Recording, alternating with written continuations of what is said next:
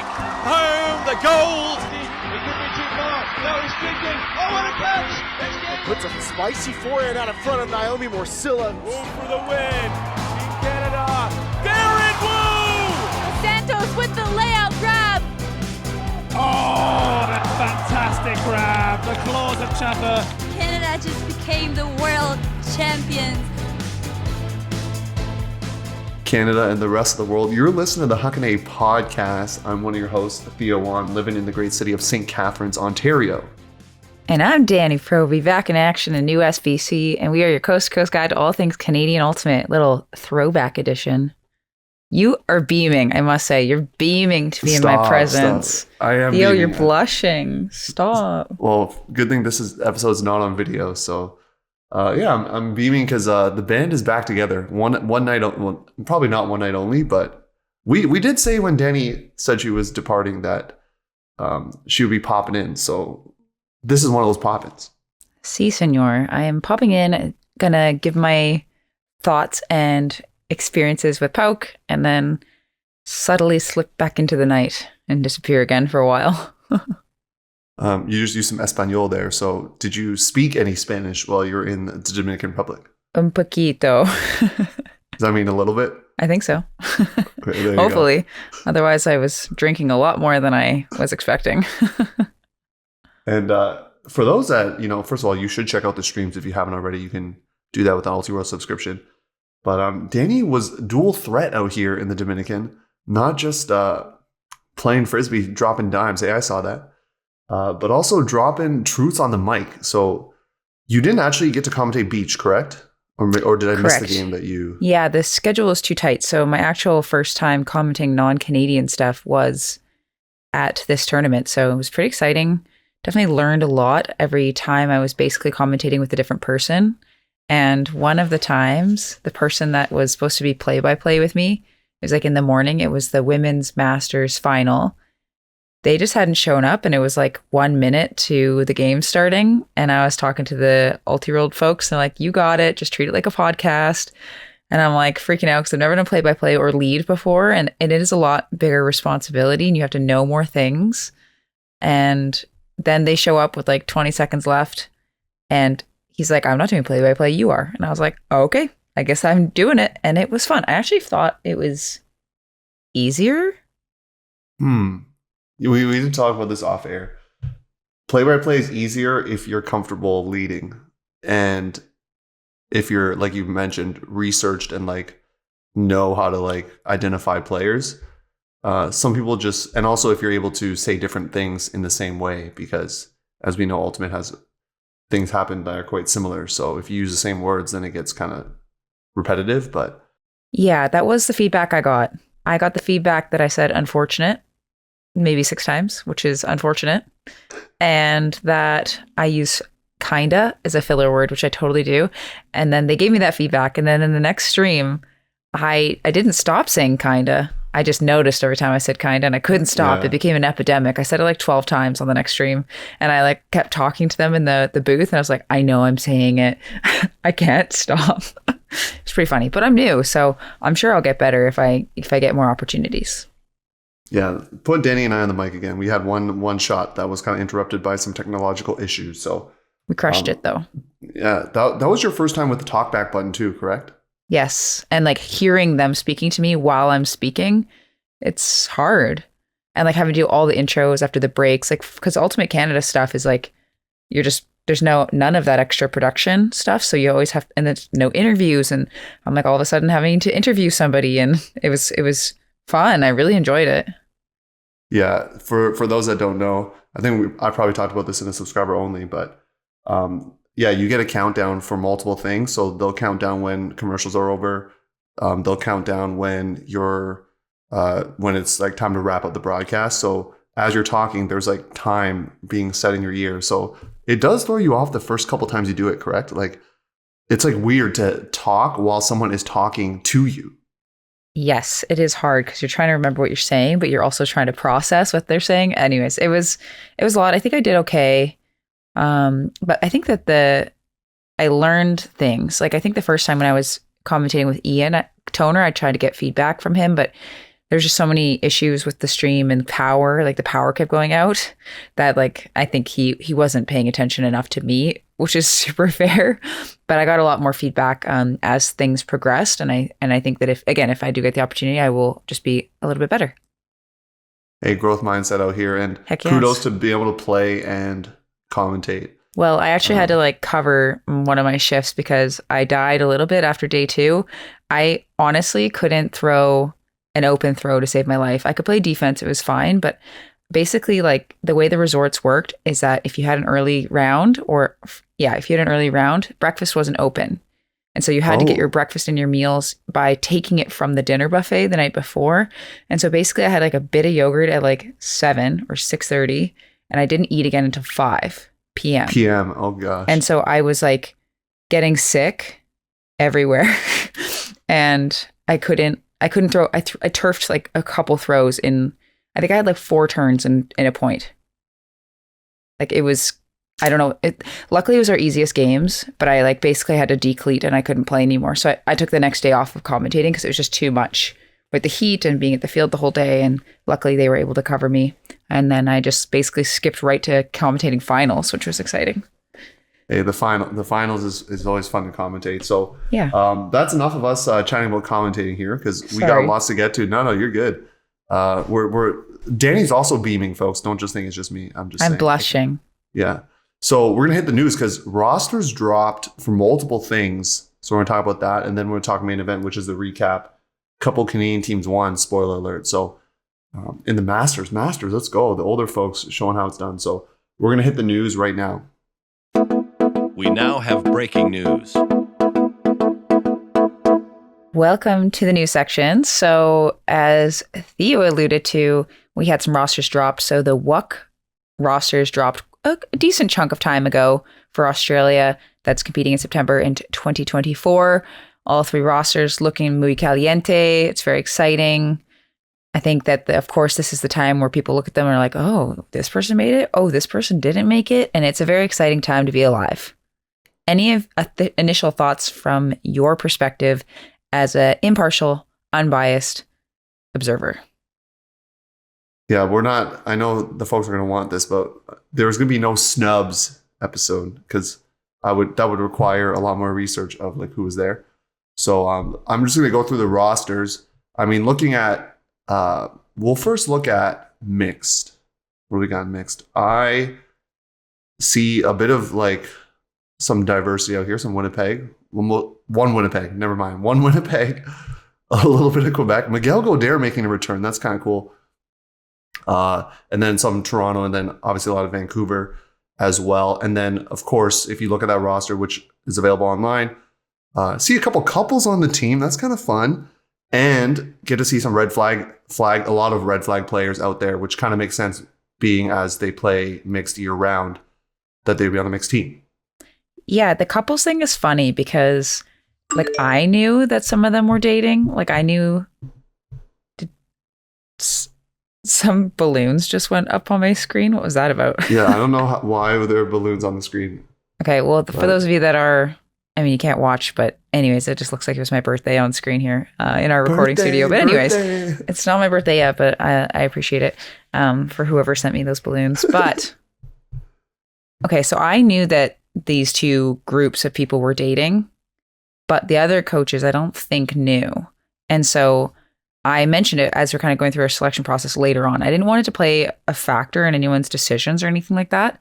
But then I was like, oh, by the way, like these 2 people and these 2 people are together. They're like in couples. It just like was a kind of not a happy accident. I don't know what, but it was unintentional. Not on purpose. So now I guess we'll go open roster here. I'm not going to shout every name I see, obviously, but Hugh Knapp out on the roster. That was a cool name. And then, of course, seeing Cam Harris on the roster as well. And then you got loaded up with a lot of the young stars of the game. Mark Lloyd back out there too. And then you got some young bucks that played U20s not too long ago in Marty Gallon and Oscar Stonehouse. So they got a mix of some vets out here and then some youngsters on the roster. So I think that could be a good mix of people because you get kind of that experience and then some of those people that it's their first time they're just ready to ball out. Yeah, there's a lot of people that have gone from like the U20, U24 walk, like bam, bam, bam, like a surprising amount from my first U20 coaching year. I've kind of evolved with this group of players where they were U20 athletes, then they made U20 last cycle, and then they are like the babies on these WUC rosters. Their trajectory has been insane. And there's a couple on the women's team as well, a couple on the women's team as well. They're in that same boat. So it's just, it's very exciting. It's important to have a nice balance of veterans, kind of middle age, and youngsters on the rosters. And then we're going to move into women's where there are some of those vets you mentioned, like Catherine Menzies, for example. And kind of cool to see Molly Lewis, who was on the World Games team, didn't play Sixers recently, but on this roster. And then you have some people that played U24s like Penelope Robert, Sarah Jacobson, Abba Bredney, among others. So this roster loaded up too out here. And I think they're going to make, I'm going to say this, speak positive energy into the world about these teams. But I think these teams are going to have some good chemistry because a lot of them, like you mentioned, playing the U24s together. I think that will help as well. So there are a few alternates on these teams as part of it. At least, on all three. I forgot to mention this earlier, but Thomas Edmonds is an alternate on the open team. I believe, tell me if I'm wrong, Danny, but I believe he's waiting for what's going to happen with the U.S. team. Is that correct? Or you can't speak to that? I cannot confirm nor deny a young one. Okay, well, I'll speculate it into the world. But yeah, if they get Thomas Edmonds, like that's a big get for the open team if that happens. So that's the WUC rosters. Now we're going to drop to the youngsters out here, U20s. That dropped at the time of this recording today. So, mixed, looking strong, Danny. Yeah, lots of vets on that team. Seems like all of the players that played U20s on our U20 women's team, our bronze winning team last cycle, all of them except for two are on this mixed team now. So a lot of the kind of more experienced vets, strong first year college players kind of all rolled into this mixed team, it seems like. Yeah, I mean, shout out if you haven't been following our socials, our college awards dropped and the two rookies of the year, Kai Huang and Kate Clement, are on this team, and two of the runner-ups in Kai O'Donnell, Emily Zhang. So some youngsters, couple people from Ontario, but a lot of BC out in this mixed team, and it kind of makes sense with the coach being Edward Guo. So this team has a really good shot of not just medaling, I think winning the whole thing. So keep an eye out for them. Got a mix of some of those top Winnipeg male matching players as well that have made their way onto the mixed squad. So now we're dropping into open. They got a few Ottawa players. So that Ottawa pipeline, I think we've talked about this before, but Ottawa's been doing a really good job of developing their juniors. I've talked about Owen Dagler before, but they have a few other people on this team as well. Shout out to a Theo that's also on this squad. So Theo Gobil is on this team. But this open team probably doesn't have the same names that people would recognize from the mixed team just because of those players having played that past U20 cycle. So these players are going to get a lot of experience on this team. Yeah, the thing with the last U20 team for the open division is that they're all grade 12s and first years. So there just wasn't anyone that was going to be able to kind of do another circuit, whereas our women's team was quite young. We have this like pocket of players that we've been developing in BC through the pandemic, and they just happen to be mostly in grade like 11 and 10 last U20 cycle. So it just was kind of like a perfect storm, and expect big things, especially from this mixed team, because a lot of them have really high level experience. Yeah, so keep an eye out for a lot of these players. They'll be playing top level clubs and kind of developing. It's kind of cool to commentate juniors the last couple of years and then seeing those names pop back up onto these rosters, which totally makes sense, of course. So now the last team is women's. There's a couple. Are there a couple from the last cycle? I recognize a couple names, I think. Brooklyn Cheer and Maëlys Le Chasseur, and both of them were also my U24 injury reserve players this last cycle for mixed. Yeah, and there's a couple, once again, more Ottawa. I just remember seeing Wicked play, so that's why I know the names of Liliane Shannon and Sophie Belanger were two players that were big in that win that they had against Vortex, if I remember correctly, in the semifinals. Only one Winnipeg player on this team, Justine Russell, is a baller. Some Quebec, and then Newfoundland. Hey, Newfoundland, Maria Dodd. We love the East Coast out here. And that's the only player from the East Coast. True. I do also want to shout out that they have, let me just pull up the roster, but like they have 3 players from the interior of BC making these rosters. And that is, I think this must be like the first time, or pretty much the first time. It's very, very exciting. And what's interior BC for those non-BC folks that don't know? It's just like small town. Okay. Kind of like it's a maybe 3 or 4 or more drive away from Vancouver. They just started playing Junior Ultimate there once Ultimate became a BC school sport, which was not that long ago. And so it's incredible. Like the organizers that are doing stuff in those communities, like South Kamloops Secondary School is a really big one, and they've been doing well at BC Provincials, and they'll be going to nationals, and then the Helios program, for example. So they've been doing good work. Let me find their names. A couple, Kylie Copez is on the women's team. Kamloops, don't know where that is. Jamie Ostas as well, and Grace McDonald. All 3 of them are from the interior, and it's just very, very cool. I'm sure that I missed a name or 2. But that's kind of the ones that stuck out to me because that just wouldn't have happened 2 years ago. And to have 3 of them is incredible. We shout development on this podcast, so make sure you give love to the coaches. There's also someone from Lévis, Quebec. I don't know where that is, so that must be a smaller city because I've never heard of it. So those are your rosters. That is the news. Lots of exciting stuff. So for a lot of, obviously, these U20 players, this is their first time, but I'm sure on the WUC roster, there was a couple of names I sniffed out that it's definitely their first Team Canada. So congrats to you for making Team Canada for the first time, and that being kind of the second highest level. Obviously, World Games at the top, but WUC is up there, obviously. And so congrats to you if it's your first time making Team Canada. That's pretty cool. Heck yes. And go get some medals for our country. It's about time. We kind of get back onto that, like, of course we're going to podium vibe. I mean, work hard, obviously, but we got to have that swagger back a little bit. Bring the swag. Okay, so now that's the news. We're going to jump into the main event, which is recapping a tournament that happened in the Dominican Republic. And we'll do that right after the break. Hey, this is G. Lee, coach of the Wheaties Junior Women and Queen City Bees out of Saskatchewan. You are listening to the Huckin A podcast, your coast-to-coast guide for all things Canadian Ultimate. We're going to start in women's division. There were 4, I believe there are 4 Canadian teams per division, if I'm not mistaken. Someone fact check me on that. But Cube from Quebec City, Stella from Ottawa, Venus from Montreal, and Remix out of Alberta were there. Venus, I feel like got streamed a couple times, if I'm not mistaken. So they got a lot of shine on the stream. Did you do one of their games? I did do Venus versus Aerosol, but also for some reason they streamed Venus versus Cube, which I do not understand why they did that.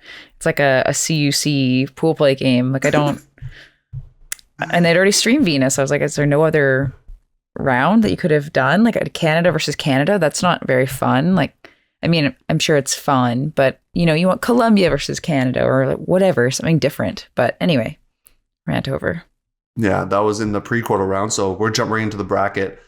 And so all the teams, 3 of the teams, Cube, Remix, and Stella, made it to the quarterfinals. Unfortunately, they all lost. But shout out to Stella because they pushed Aerosol 11-10. Aerosol made it all the way to the finals. So that's a very close game for the Stella team that in the preview, when Kelsey and I talked about it, it's a mix of players from not just Stella. So kind of cool to see them coalesce together and make something happen. So the highest finishing Canadian team was Cube. They actually got to play against Remix. I'm not going to fact check if they play each other at CUC, but either way, Cube gets the win. Stella comes 7th, and then Venus takes 9th. So out of, I believe there's 16 teams. So all the Canadian teams finished within the top 9. So congrats to you all. Looking at the scoreboard, Maud Sampson up on the top 10 here with 20 points. So the top Canadian scorer by my count. Good job, Maud. Eden Vanderland, 17 assists to be 8th in the division. So for Remix out there. And Aaron Lacey had 14 goals and was 4th in the division. Maud Sampson was 3rd. So Spirit scores, Danny's favorite thing. You know, you make your return. We got to talk Spirit. So Cube's the only team that is under 10, and they're only 9.86. So, hey, we out here being spirited. There's some low scores here. Do you see this? 8.29, 8.29. So yeah, I don't even know what to say about Spirit scores. I think they're just so arbitrary and contrived. But alas, this is not time for my opinion. Hey, we're not going to go Spirit scores too heavy on this episode. Don't you worry, folks. We're going to jump right into Open. So kind of cool because Ari, I'm going to call him Nakobe because I don't want to say his other last name and then screw it up. So Ari Nakobe got a chance to suit up for General Strike and talked about this off air. General Strike had a mix of kind of some of their core, but then also some new players from juniors and then also some PBHG. So they were kind of one of the teams to watch out for in the Open division. Yeah, they did butcher his last name. They're like Nick. Yeah, I mean that's on the live stream. I did it too, so I'll admit it. So that's why we're changing our name. Anyway, so in Pool A there was Hound that was there. They ended up kind of getting knocked out of kind of being in the top two in a kind of a three-way tie situation. We have AFC Rumble finished second overall in their pool. We had General Strike finishing second overall in their pool, and then Quake in the same pool finishing third. And no Canadian teams in Pool D. It kind of sucks to go that far to play a team that you play all the time. And the story is that Strike had to play Quake twice in this tournament, which is super annoying. Yeah, but anyway, we go to pre-quarters. So General Strike is playing against Makua, and they end up winning that game on Universe. That game was streamed, so you should go watch it. Yeah. It's a really good game. So then General Strike was set to see Euro Monster in quarterfinals and ended up dropping that game 13-9, which drops them off into the finals bracket. Now Quake faced AFC Rumble in pre-quarters, and Quake ended up edging out Rumble by 1. Not sure I guess it has to be Universe because this is in this event you have to score to win. Oh, I like that. And then later on the pre-quarters, we have Hound, who dropped their game to Flata Chancel. Don't know how to say that. Your best guess is my best guess. Well then, so General Strike plays Quake again, as we said, and Quake ends up winning that one convincingly 15-7. And then Quake drops their final game to Pony to finish 6th overall. General Strike ends up winning their game against Warao from Venezuela to finish 7th overall. AFC Rumble kind of works through their bracket. They beat Condor Ultimate, and then they beat Ush Mafia. Sick, and then they go to play Hound. I actually was on the sideline for this game because Hound was kind of coming in from their little bracket, and they played, and I saw this one point. I swear to God, it was 20 minutes long. I was like, just punch it in, guys. Like, what's going on? But eventually, Hound did end up winning to finish 9th overall. AFC Rumble finishing 10th overall. Now, some top scorers. Let's give some love to our friends. I think like the stats is a silly thing, and I know that we talk about it because whatever, but people end up focusing so much on this at the event. Like Ari came up to me in my final. He's like, "You're all over the stats board this game." I'm like, I'm just trying to score. I just want our team to score. Like, I don't think about it, but then everybody talks about it, so then you end up thinking about it. Anyways, it doesn't matter, people. It doesn't matter. Top Canadian scorer in Open Division is Landon Lavoie. So for AFC Rumble, finishing with 25 points total. And then Alexander Nichols, 24 points total. Dave Hochhalter, 24 points. Then Zach Armstrong, the leader of Hound, at 23. Jordan Vogel, 22.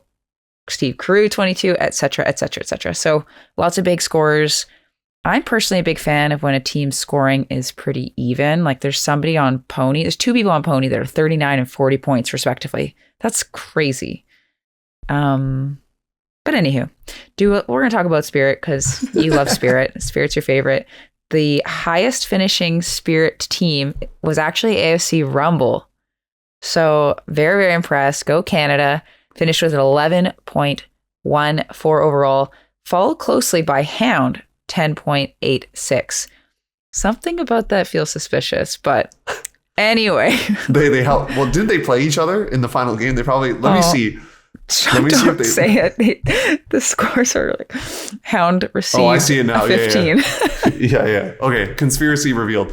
But hey, we don't know. We don't know that. It could have been the most spirited game they'd ever played. legitimate shout out though to General Strike, because I know we had talked about some Spirit things from a Nationals not too long ago. So shout out there.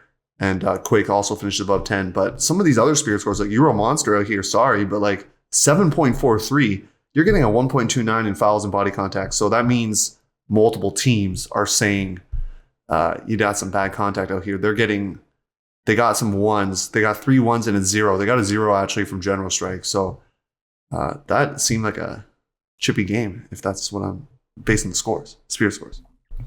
Yes, definitely a chippy game. So now let's move on to mixed. You had a chance to commentate one of the mixed games, Danger Noodle, early on, but unfortunately the power prevented everyone to actually see most of it. But Danger Noodle unfortunately went 0-3 in their pool. TT went 2-2. There's a bunch of 3-way ties happening out here in some pools. Crash eliminated themselves by going 1-3. And then Union, they were the top seed in their pool, and they went 4-0. So they kind of took care of business. And then in the crossovers, there were no... Oh, TT was there, and they lost their chance to make the top 8. So there's only one team in the top 8 in Canada. That was Union. I should say Union and Friends, because it's kind of a mixed group of players. They beat Academia Ultimate Club 12-11. Then they lose in the semis to Noise 15-9. And then finish out coming in 4th, losing to Mischief. So a good result for Union, I think, like considering it's not their full team, able to have just a lot of players from different teams come together, and then they finish 4th. It's not bad. Decent. Yeah, we love that. I know Logan Keeler was getting a lot of love by Ulti World in their articles for his explosive blocks and everything like that. It's pretty fun. And also shout out to Brianna Prentice also, because she was kind of all over the place, seeing some big bombs being put up by her. It was very, very exciting. And they're just the cutest little couple from U24. Hey, couples playing mixed. You heard that. So looking at this score sheet, I just want to throw some love to Guido Giarusso from Volta. 42 assists in this tournament in 7 games. So it's pretty wild. 6 assists a game. Robin Fenig with 21 assists. And so when we talk about mixed, you often see male matching players dominating the score sheet, but Robin Fenig is just a beast out there and is a shooter at all times. If you watch that Union game, shooter at all times. Declan Gaynor, my former local 613 teammate, finishing high up on the stat sheet as well with 23. And then Dan Huynh on a Danger Noodle, also in the top 10 with 22 points. So good stuff from mixed. Go Spirit scores, and Canada is doing okay. Couple teams under 10 in Danger Noodle and Union, but barely. So, yay mixed. We'll take that. Moving on to the women's Masters division. Now, they basically were one big pool, and they all played each other, and then they went into playoffs, semis, finals, etc. So, Stello commanding, just really enforcing their will upon every single other team. They finished 7-0. The next best finishing team finished 4-3. So there was a lot of like teams beating each other that beat each other that beat each other. So it was kind of like pretty wild. It was basically Stello at the top, Mint at the bottom, and Kassar a little bit, and everybody else was 4-3, which is like pretty wild. A lot of point differential stuff happening here. Pretty fun for the tournament organizers. I can see it like a beautiful mind, like writing everywhere and the papers flying. So super exciting. And so Stello ended up facing Old Bay in semifinals, and it was actually quite a close game, 12-10. And then Macrame played Calypso, and they just absolutely crushed them 15-4. And so we saw an all-Canadian final, which had me just jazzed. So Stello, Macrame, and this was the one I got to commentate. I was doing play-by-play, so catch a girl saying unfortunate and kind of a lot on stream. Don't know yourself like that, but I like it. But it was an awesome game. And I think if you kind of eliminated the first chunk of it, it would have been really tight. So the score does not reflect how exciting the game was. But congratulations to Stello for winning PAUC and for Macrame for finishing second. It is awesome for Stello because I did see them come second at World's Masters Clubs in Ireland. So for them to come away with gold, just it's a nice little bow to their already awesome season. I guess I can talk about top scorers.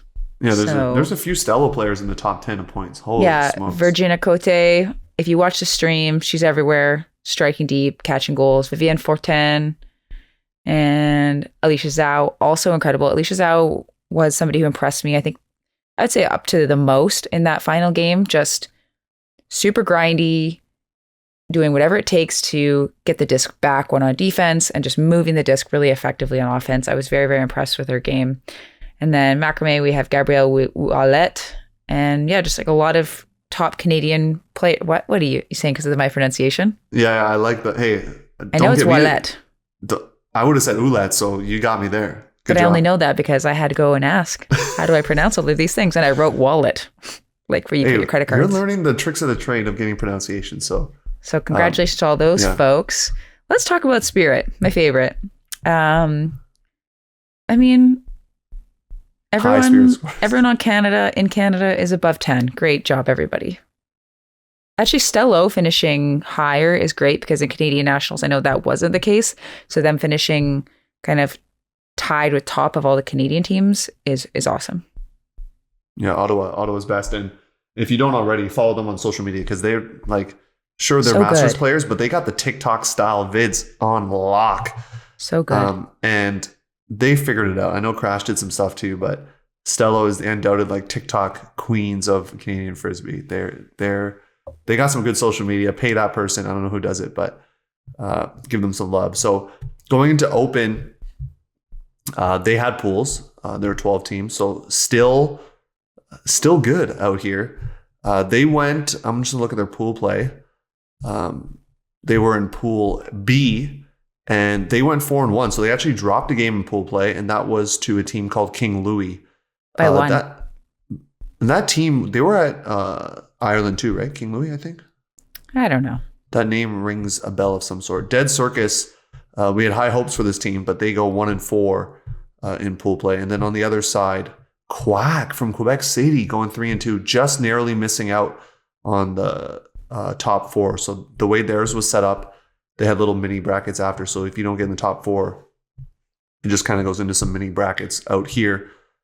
So still actually had to win their last pool play game, if I'm not mistaken, against Surly. The winner of that basically was going to get a spot in the semis. So they took care of business there and then got themselves to the semifinals where they beat All Bashed Out 13-10. And then they beat Join or Die. Universe game out here, 15-14. That was I didn't watch all the game, but I know I watched towards the end. And that they were smooth on offense. You got, I think he's from BC, right? Joe Bellavance. He played for back in the day. He was kind of the quarterback in the offense, but there were contributions from all over the board. And so they win a gold. Congrats to you still. Still the best in Masters Open. If you look at the schedule online and you see the semifinals, finals, and placement, it's just like a bunch of American flags and then this lonely little Canadian flag and like a bunch of American teams surrounding them. You just see the Canadian flag moving on, gold. And nothing makes my heart happier than seeing gold, Canada, silver, America, bronze, America, fourth, America. Makes me feel so great inside. We were actually done our final, and so we grabbed some tequilas, and we were watching in the end zone, and every single time Joel was doing anything, actually anytime anyone on Still was doing anything, we were like, Joel, and we were heckling in the most best way. It was amazing to get a front row seat to that game. It was awesome ultimate. Yeah, Join or Die has some players that I know. I think Brandon Pastor still plays AUDL. I think I've seen his name before. CJ Colicchio as well. I've recognized certain names. They were on Join or Die. Mike Lee, second in the tournament, 11 assists, 17 goals. It's always interesting to hear people talk about players that I already know. So I think Ian Toner was on this game, if I'm not mistaken, and he was talking about Mike Lee, and I'm just like, yeah, I know Mike Lee's been doing this for a while, but he never heard of him. So it's kind of nice to see some love. Edward Stevens doing a great job of writing the articles and then giving love to some Canadian players. I'm like, Edward, you got to know this stuff, man. He's doing a great job. So all 4 Canadian teams finish above 10 in Spirit. So congrats to you all, which brings us to the last division, the best division. You don't want to talk about top scorers, or you just did Mike Lee? Yeah, Mike Lee. Well, David Beauchesnay. I don't know how to say that. From Quack. Oh, see, let's see if you pronounce that. That's tough. Greg Ellis from Still. Joe Bellavance from Still. There's a lot. Quack again. David Petipa, 16 points. So Anyway, still in Quack, top in the score sheets there, which kind of makes sense based on their results. So now best division once again, Masters mixed. Forever Young out here, Pandemonium out of Ottawa, and then Cold. You've probably heard of that team. They've done pretty well recently, right? And then Dinner at 4, which a lot of people say is the best name, Masters team name. I tend to agree. So looking at Pool A, they had a little three-way tie action. SOS was the cream of the crop in that pool, but Cold and Dinner at 4 both finished 4-2. But Dinner at 4, sorry, you actually get relegated into the 5-8 bracket. So I'm not going to try to work out the tiebreaker on air, but Cold gets into the semifinals. I'm going to interrupt you for a second because the interesting thing about Cold's journey is that their day one, they played SOS and Antiques Roadshow and dropped both games. Now, in theory, they were like feeling like, well, guess we're out of semis because like they needed. Most people here think you need to beat one of the American teams to make into semis because everyone kind of assumed the American teams would make it. And so Cold's sitting there being like, oh, we already lost those 2 games. Then Dinner at 4 does something super exciting, which you'll probably talk about. And then Cold does something super exciting back and Cold squeaks through. So it's just like an emotional journey for them. They spent pretty much their whole tournament thinking that they're probably out. And then Dinner at 4 kind of saved the day to kind of get Cold in. Oh, they lost the head-to-head. Is that what you're saying? Oh, I see it now. Like Dinner at 4, surprise, upset, Antiques Roadshow, and then Cold beat Dinner at 4 to take the number 2 spot. Wild. So what you're telling me is Cold better be sending some tequila from the Dominican Republic over to Dinner at 4. Potentially. Yes. That's what you're telling me. So that is Pool A madness. Is Pool B as mad as Pool A? No, because the schedule makers, if this is what you want. One team finishes 5-0, 4-1, 3-2, and all the way down. There's no tiebreakers. You seeded this tournament well. Good job. Forever Young finishes 5-0. Got to play Super Dross, which is a pretty sweet name. Pandemonium goes 2-3, so they go into the 5-8 pool. Any thoughts on Forever Young's run here, 5-0? Going undefeated, point differential of 25 out here. Not bad. We had a couple chippy games on day 3, which was interesting. To finish out the last pool play games, we played Pandemonium and then 5-1-2. I think the Pandemonium game was equally chippy on both sides, both teams giving each other an 8. We played this 5-1-2 team. This dude on the team trucked one of the women on our team in the first point. He did pull up the last second, but he should not have been there in the first place. She had boxed him out. The pass was to her. Why was he going for it? Trucks her. Says, you're lucky I didn't hit you harder. She has a reaction. You shouldn't hit me at all. And he says, you're being an F and B. You can't say that on the air because we're not going to go. He didn't say that like that. He said it more explicitly. Yeah. And we're like, whoa. I've actually never been a part of a Spirit timeout before. So that was fun. The game just like never got better. We gave them a 4 for Spirit. I think they gave us a 6. Like it was, one of those games. Not good. Yeah. And like, there's nothing, I don't feel like there's much wrong with my team. I think I understand the Pandemonium Spirit score. Like, the 8, I feel like it was deserved. Maybe partially my fault.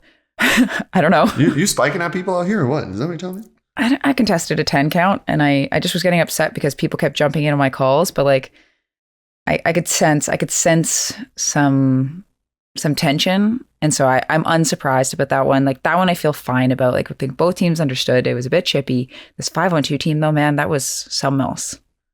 Something else. Yeah, sorry if any of 5-1-2 players are listening. They're from Texas. I don't think they're listening to this podcast. From Texas. Republicans out here. Anyways, we're going to the semifinals. Go Longhorns. They're in the playoff.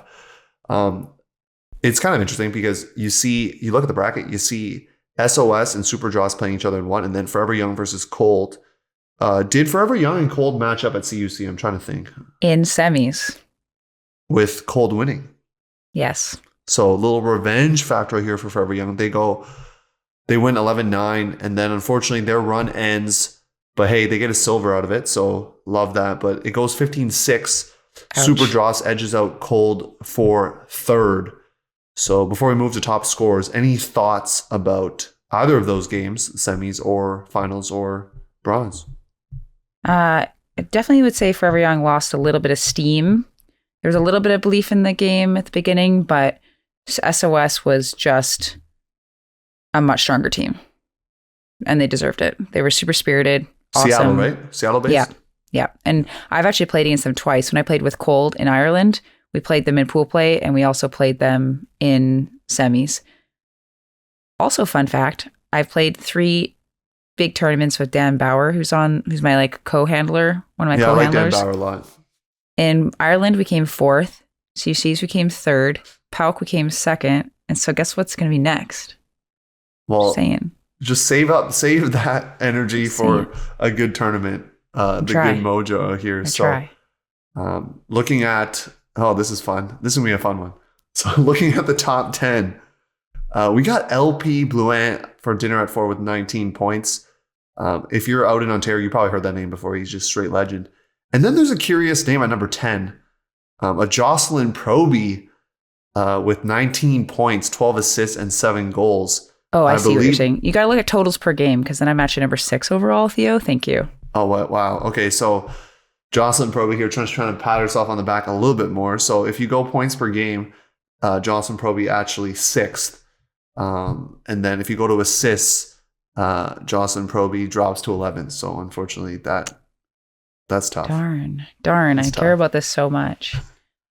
Get on the score sheet, Oh, but hey, Alexandra Picard from Cold, technically tied for 2nd because 3 people have 16 goals. So 2nd in goals for Alexandra Picard. And then Emmanuel Waugh, I was about to say Roy, Waugh is also up there. And Caitlin Lusty. So some female matching players out here getting some goals in Masters mix. Let's go.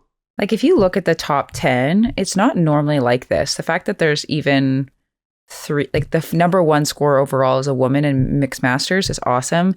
And like 3 of the top 6 are women. That is very unusual. And like, shout out to the mixed masters division. They know what's up. They're the Wiley Bets out here. So unfortunately, the Spirit scores don't go the way of Canada. Hey, we don't need to talk about Spirit. Cold gets last. Sorry, Cold. 1.38 in fair mindedness. Not great. Forever Young, 9.29. Dinner at 4, though, does get 10.86, and then Pandemonium's up there as well. So not too much further I'm going to say about that. Danie, any comment? Forever Young Spirit, besides the one day where it dipped when we had the chippy game of Pandemonium and 512, we would have been just ducky. Yeah. So, it was fun watching. It was fun watching you play, and then hearing Ian Toner call your name and just like talk about you is kind of funny. Yeah, it was weird. I really respect. I know Ian doesn't listen to this podcast, but I respect Ian Toner a lot. I think he's one of the best out there, and so whenever I get to call a game with him, I'm always very honored. And so he brings a lot of. He has the training now because I think he went to Syracuse, and he's been doing it for a while. So big kudos to Ian Toner. Go watch the broadcast. You can watch those games back. Get an Ulti-World subscription. But that ends the recap, Danie. How does it feel to be back on the podcast and recapping a tournament out here and seeing your boy? I missed you. For those of you at home, Theo and I have been planning weekly calls where we just talk to each other about how our lives are, because without the podcast, we don't actually get the opportunity to check in. And just so you all know, we're still staying in contact and we're still friends. Just because we're not podcasting anymore doesn't mean that we're not hanging out. Don't worry. Well, I still DM Danie, so Danie, I'm still in your DMs. Probably not as frequently now as I once was, but we'll take it either way. Any final thoughts? Because I know you got to go to practice soon, but any final thoughts out here? Yeah, I think I was kind of on the fence about going because there's just so many events recently. But if you get the opportunity to go to a tournament like this, like a team's looking for players, international teams looking for pickups, but maybe you don't know people, just go. Like, just do it. You'll make friends so quickly. These events are so fun. If ever that opportunity comes up, take it. Oh, I got one more thing I just realized. You met some Huckin A fans from America on the trip, correct? Yeah. Owen? I thought it was Eon, but I probably get that. I probably got that wrong. Well, I know it's spelled in a fun way, but maybe it's Ian. But anyways, yeah, in the pool, we're playing pool volleyball, and he's like, I recognize your voice. I'm like, that's weird. Oh, right, podcast. That makes sense. So shout out Buffalo Lake Effect. Yeah. See you at tryouts, Buffalo Lake Effect. I'll be there. I've already spoken to someone from related to the team that said he listened to the pod and found out that I was trying out. So he actually knows Ben Simmons as well, because Ben Simmons also tried out that year. Ben Simmons being from, I believe, Niagara on the Lake, right? Not St. Catharines, Niagara on the Lake. Yeah. So he's also made the mixed team. So that's a little fun way to wrap the episode here. Social's been popping off because of the awards. Thank you for all the teams that voted. So you can check that out. And yeah, that ends the episode. I believe there's no subs only this week, correct? Yeah, so sorry to the producers at Ultiworld who want us to do subs only. I don't work here anymore, so you can get mad at Theo, not me.